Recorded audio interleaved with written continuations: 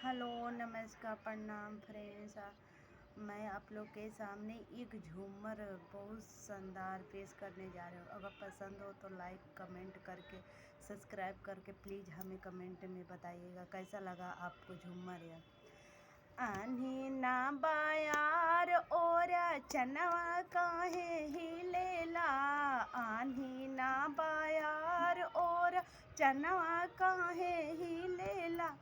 हम नाही बोली हमर पियवा का बोलेला, हम नाही बोली हम पियवा काहे बोलेला। हम नाही बोली हमर पियवा काहे बोलेला। सायावा की डोरिया ऊ हाथवा से खोल ला, सायावा की डोरिया ऊ हाथवा से खोलेला। सायावा की डोरिया ऊ हाथवा से खोलेला, सायावा की डोरिया ऊ हाथवा से खोलेला।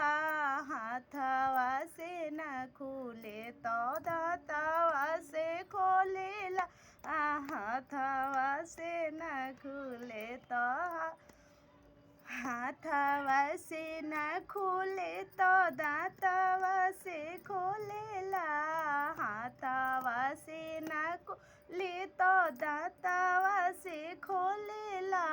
दाँतवा से न खुले तो भकर भकर रोवेला, दाँतवा से न खुले तो भकर भकर रोवेला। धन्यवाद।